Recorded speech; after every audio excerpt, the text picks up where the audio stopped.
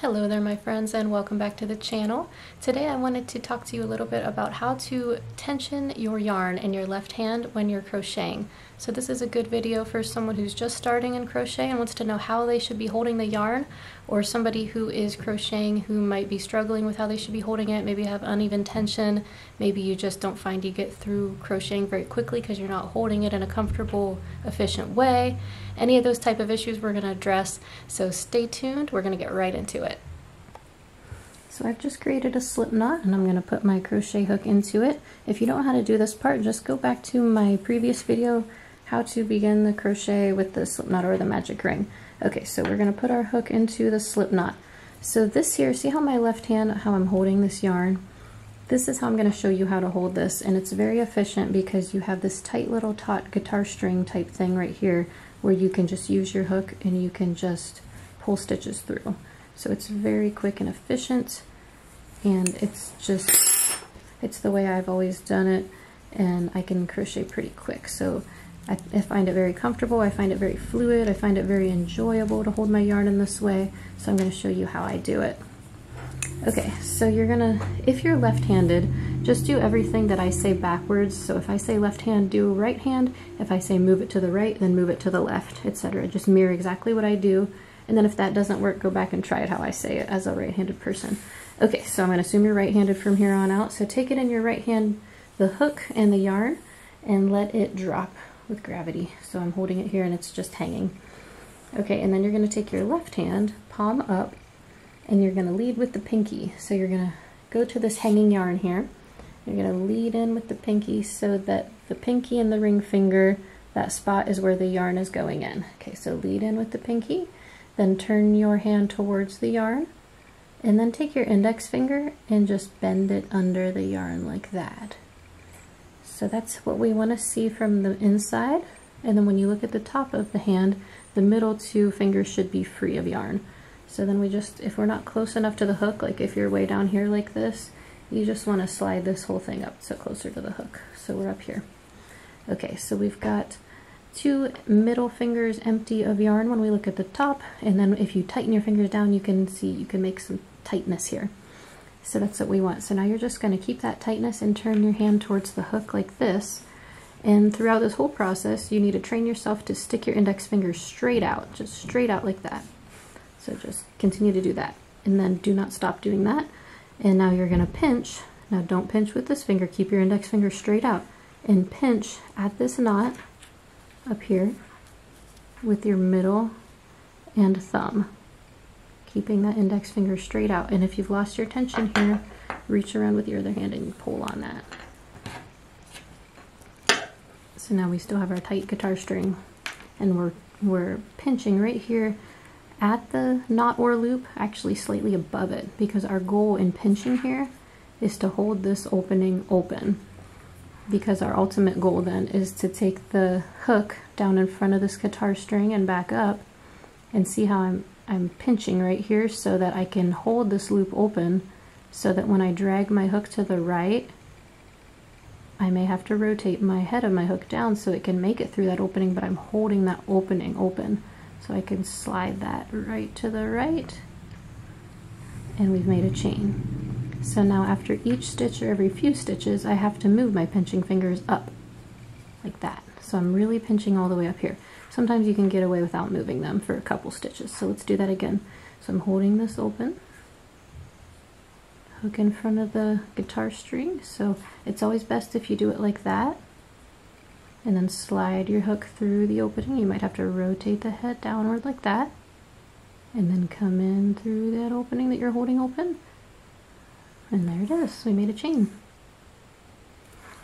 So to do that again, the yarn's hanging from the right hand. You take the left hand, you lead with the pinky, go in with the pinky and ring finger so the yarn goes in that spot, face the palm towards the working yarn, and then just dip that index finger under the yarn. Tighten all your fingers up, stick your index finger straight out to the left, and then pinch with your middle finger and thumb all the way up by the hook. And we're kind of doing more than just pinching. We're taking and we're pulling everything down off the hook so that we can see that nice opening through there. so that then we can take our hook in front of our guitar string and back up, and we got a nice big opening that just, we can slip that right through like that. See, notice if you don't pinch, for one, it's gonna go all loopy. Half the time it'll flip up over your hook and do all kinds of crazy stuff, but if you don't pinch there, let's just say I tried to do this and I try to pull it through, it's just gonna get stuck. It's just not gonna go through the loop. You have to make it go through the loop. So you're trying to use this hook to make one loop go through another loop. So if you just yank it like this, it's not going to come through. You have to make it come through, so you have to hold that loop open. So here we're holding it open, and even if we hold it open and we just try to yank, it's not going to work if both loops are getting hung up on the neck of the hook like that. You have to turn the hook downward so that it can make it through that loop with the other loop, like that. So then I often actually like to give it a second little rotation, and you might like that too.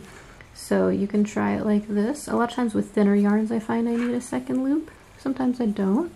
So then you would just go in with the pinky, then take the index finger under, and then take it under again.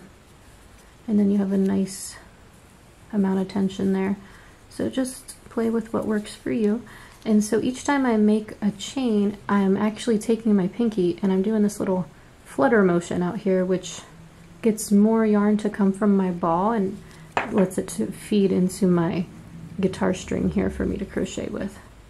So see how even when I want more yarn to come and feed, I take my index finger and I yank it out to the left, and see it makes more feed. And then I also do this to help more come along. And you'll get it. It feels really nice and fluid once you get your own motion and rhythm here. And so you just practice this until you feel really comfortable with it, until your stitches are starting to come out looking even. And to make your stitches look even, you have to give the same amount of pull after each stitch. So once a stitch has already been created, you can't change how tight or loose it is. Once you've moved on to the next stitch, that stitch is locked into its tension that you assigned it forever. So now if you want to correct your tension and even out your tension, then that has to be a stitch by stitch monitoring. So each stitch you have to make it the same size. So that means each stitch you have to give the same amount of a little tug on it. So like each time you give it a tug, that's how it's going to get locked in. So let's just tug this one super tight and make another one and tug it super tight afterwards. Then make another one and tug it super tight afterwards. And now see how little these stitches are and how different they look from the ones I did over here. So there's no right or wrong in tension, it's just you want control over your tension so you can make it all look the same. And most people will fall into a tension that they kind of do all the time, and then their work looks nice and uniform and the stitches all look pretty much the same. And then you can adjust that from there if you decide you want to try to work something tighter or looser, but just work on getting it to where you can control it. So I hope that helps you tension your left hand yarn when you're learning to crochet or improving your crochet skills. Just give me a comment down below if there was anything else that you wish I would have hit on.